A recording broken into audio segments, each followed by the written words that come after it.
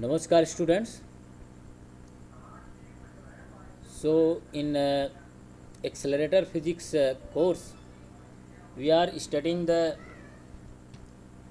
experimental nuclear techniques or ion beam analysis technique for material characterization.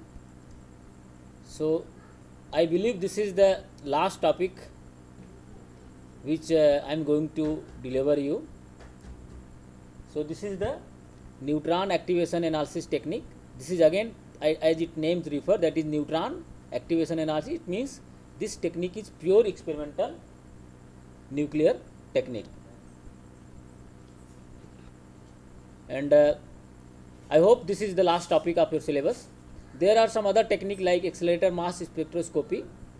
If time will permit, then I will make a video lecture, but that is not much important for you.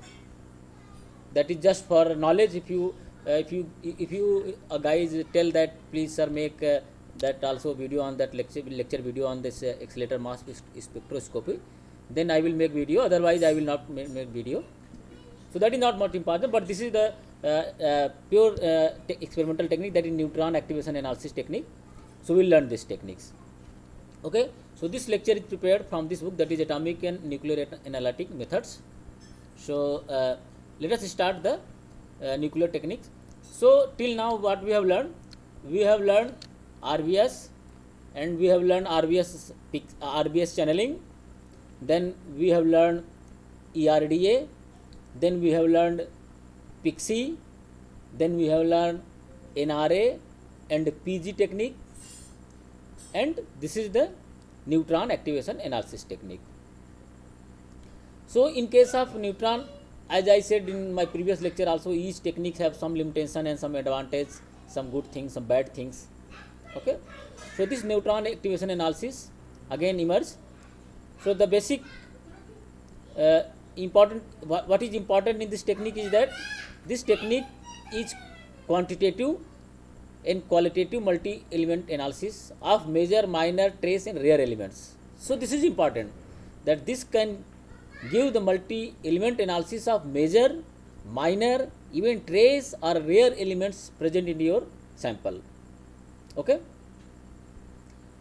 This technique is based on the principle of converting various elements of the target, let us say a sample, into a radioactive isotope by irradiating the sample with neutrons.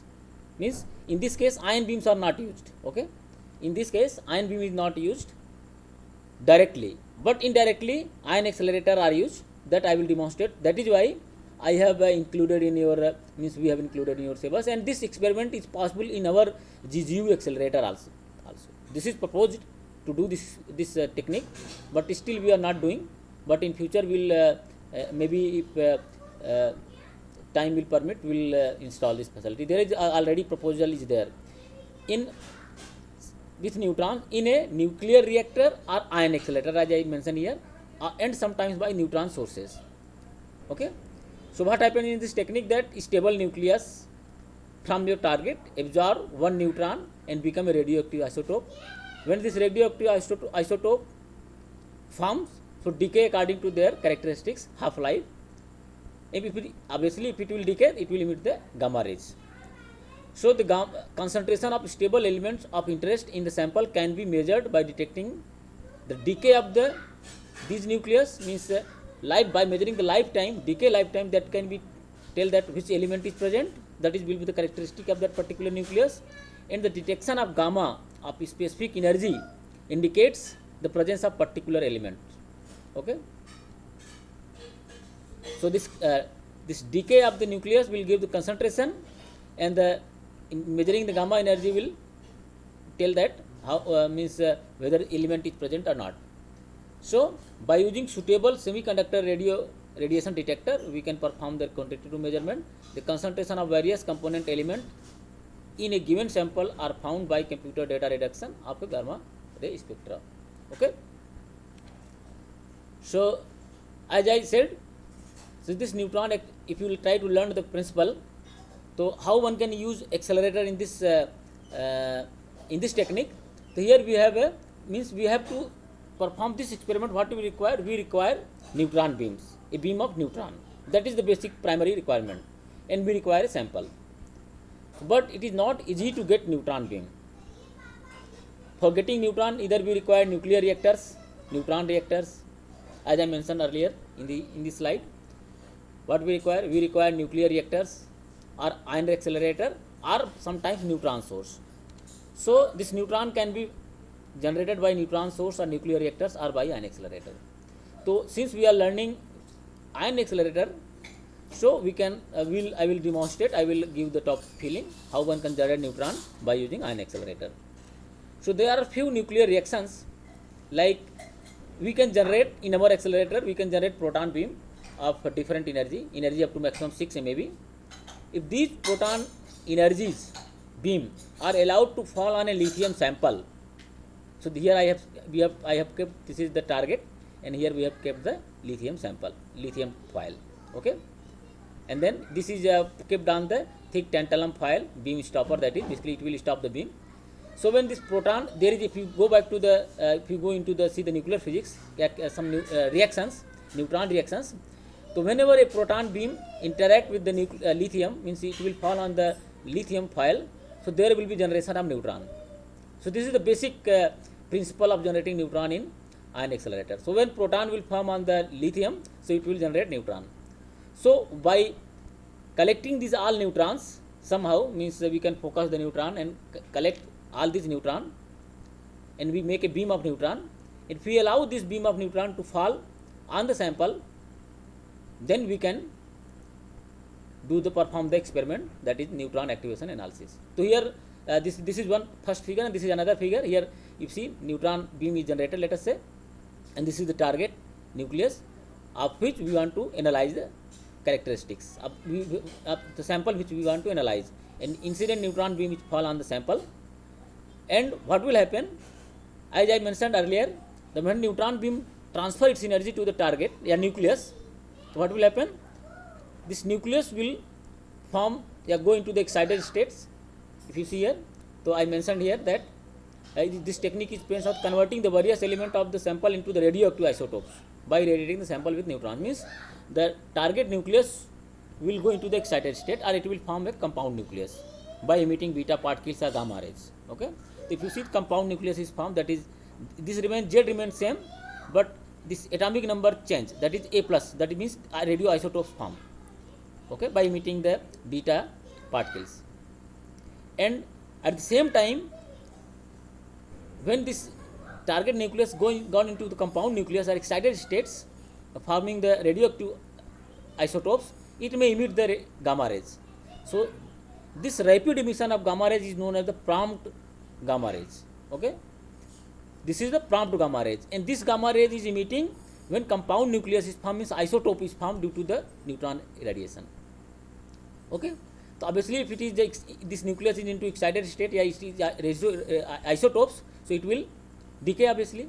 So radioactive nuclei it's formed, that is Z plus 1, A plus 1.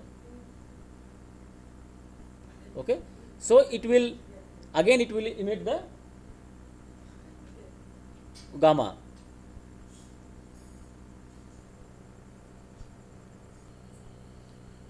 So this after this radioactive nuclei, again it will decay, and after emitting delayed gamma rays. Okay, then product nuclei will form. So this is the radioactive nuclei Z plus 1, A plus 1, and this is the product nuclei. Obviously this product nuclei will be different from the target nuclei. Okay, so if you see, so this is product nuclei, this is the delayed gamma rays. So in this technique, what we are doing, we are basically bombarding the neutron on the target, and this target nucleus form, means a radioactive nucleus, and it may immediately emit the gamma rays, that is prompt gamma rays, and after that it may form the that is compound nucleus.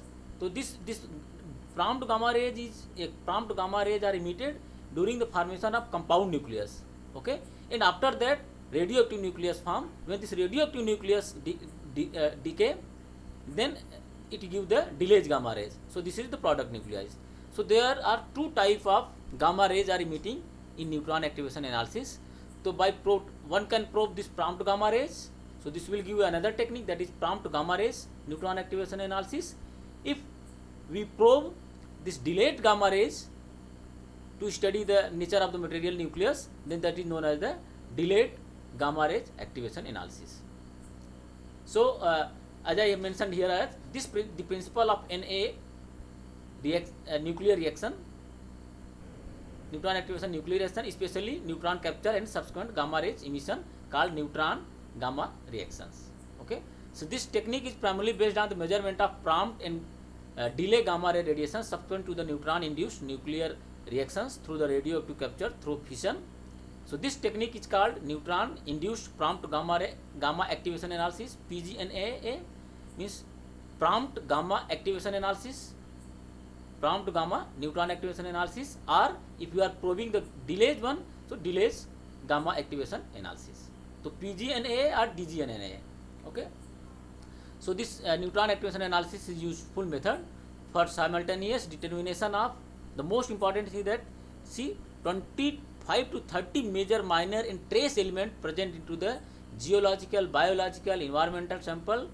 And another important thing is that up to parts per billions to the parts per million is very small amount of impurity or trace element are present, that can be detected by this technique, that is neutron activation analysis, without any chemical separation, with or without any chemical separation.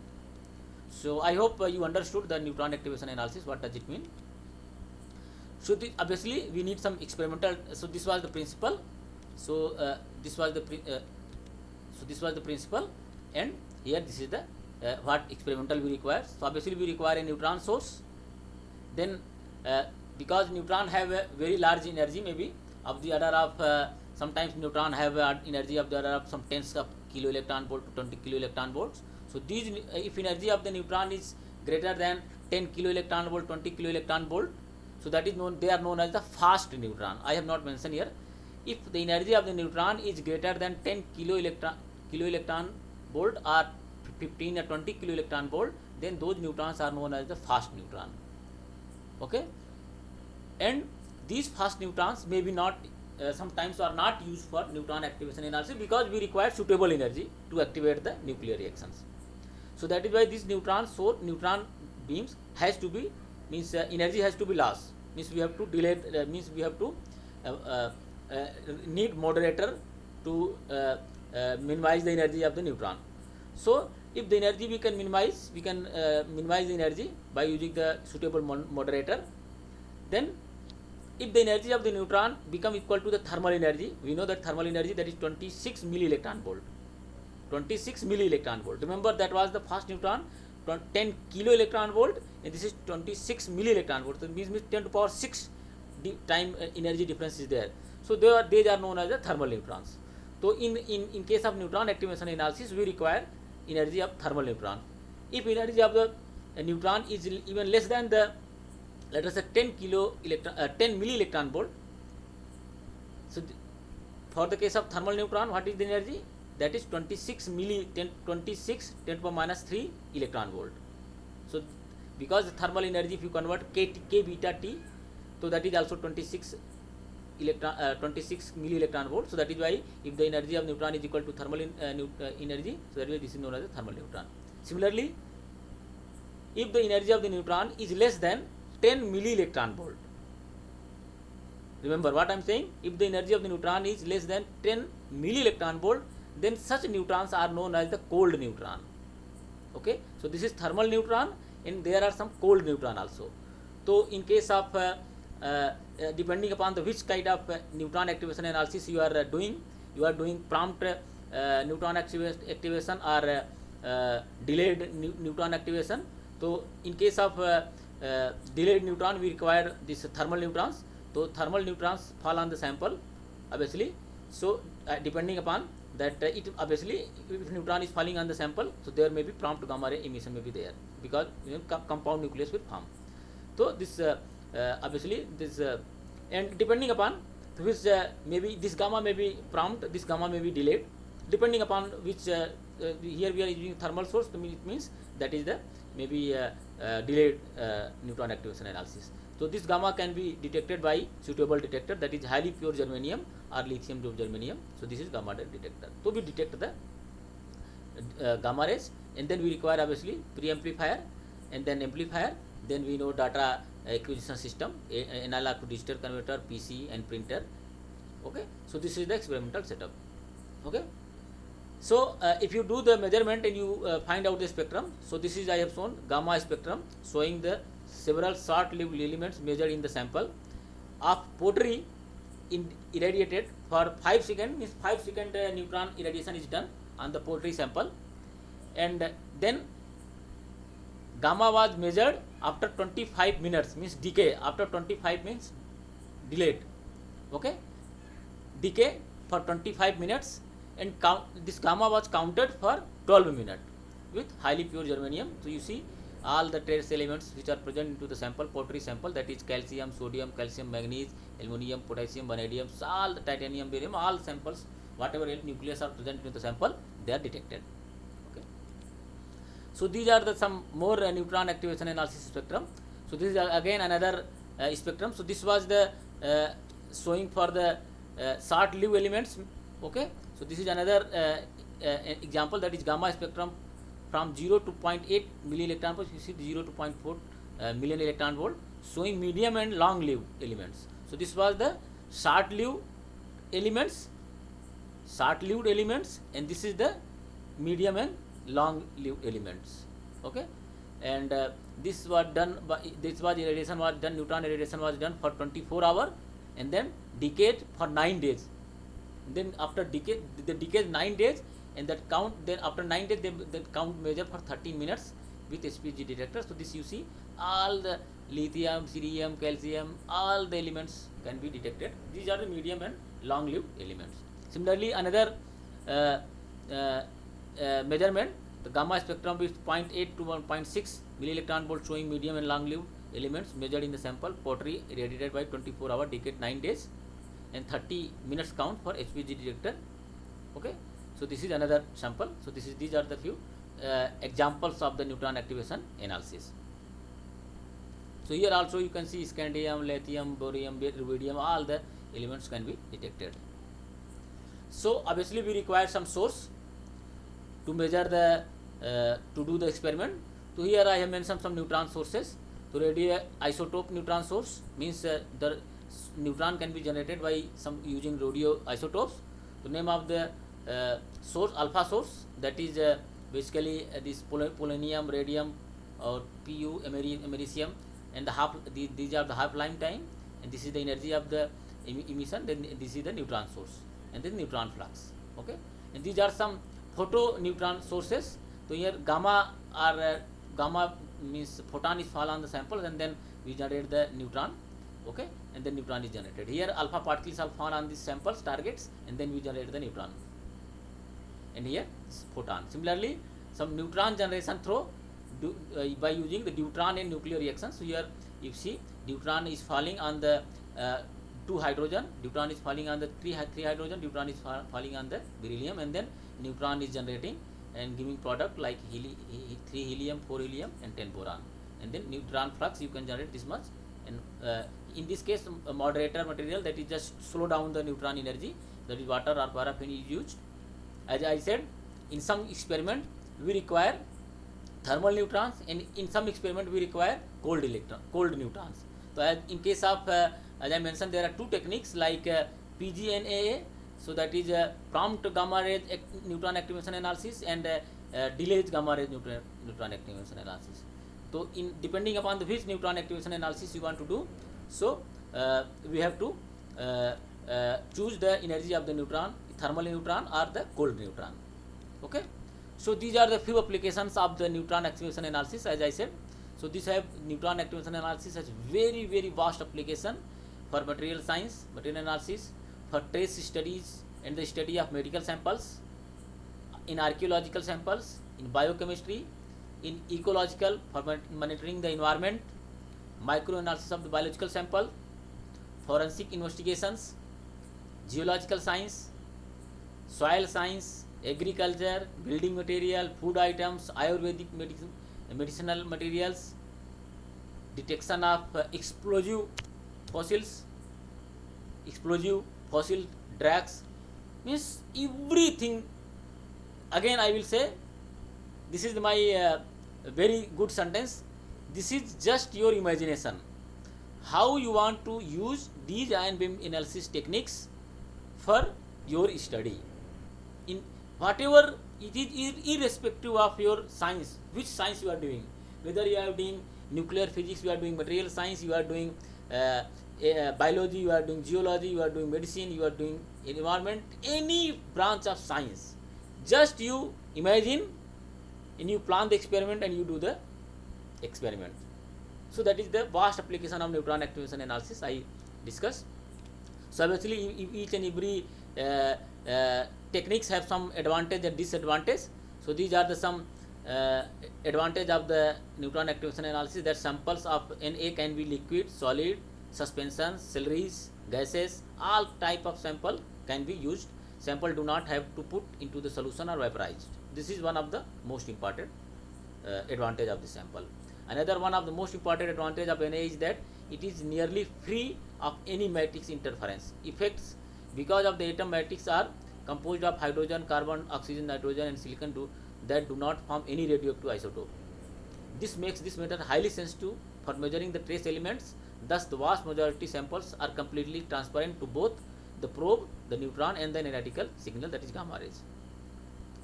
Obviously this Na is non-destructive, that means it will not destroy the sample. Na requires only small amounts of 100 to 200 grams of sample. Okay, so here I have listed all the advantages. So it is not, means I am not reading all the means another advantage is that Na is a multi-elemental analysis technique, means it can analyze so many elements at the same time into the your sample. Okay, and it is very sensitive to the trace elements. So obviously there are some limitations of the neutron activation analysis technique. So interference can occur when the different elements in the sample produce gamma rays of nearly same energy. That is the limitation. Obviously means 2-3 nuclei are there, they may give the same gamma rays, they may emit.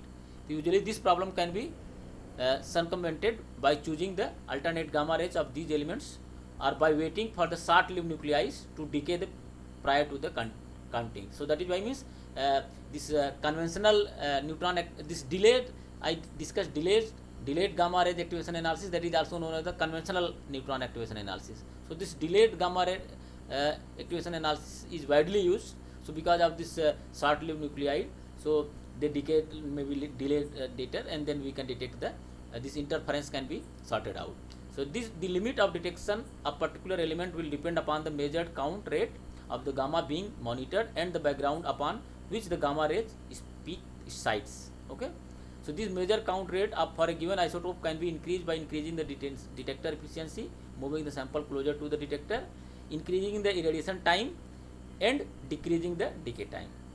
Because these are the some limitation, and this limitation can be sorted out. The limit of detection for an element can be lowered if we increase the ratio of activity of gamma rays of interest to the background through the any combination of step A, B, C that I have discussed already. So the most important limitation is that it takes lot of time to complete the full analysis. Obviously, as I mentioned, I saw the spectrum. You see, so this spectrum, this is 9 days. After 9 days, this decay is there. 9-day decay is there. 24-hour irradiation is there. So this delay takes lot of time. Obviously, that is the disadvantage. Okay, that what is mentioning for full analysis, because all radioactive isotopes have different lifetime.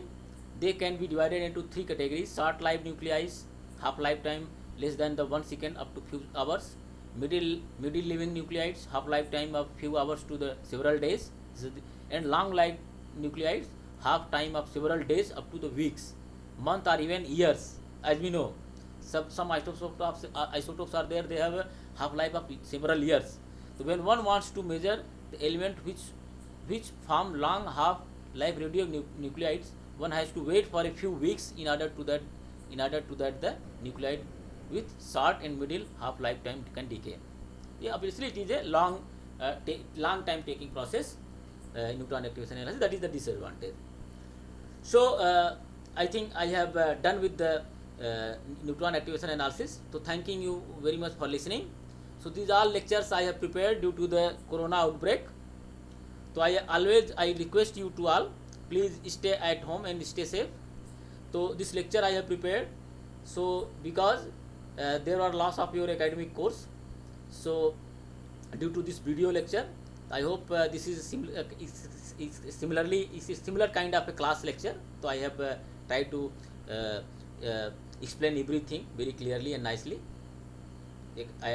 Okay, so I think it will be beneficial. So there is no loss due to the academic close because of the corona outbreak. So thanking you very much for listening all the lectures. So be ready for exam. Please read all these PPTs and listen lecture carefully. And I again request those who are not sending assignments, please solve assignment. Whatever assignment you can do, please solve assignment and submit assignment in a clean way, clean and neat. Not like some students have submitted that they are just cut at so many places and it is very hard to understand. Okay, so you do the rough and then you fair it and write your name and roll number, and then you submit on the my WhatsApp or my email, or you can upload in YouTube also, corresponding to that the lectures corresponding to the assignments. Okay, so thanking you very much for listening all the lectures.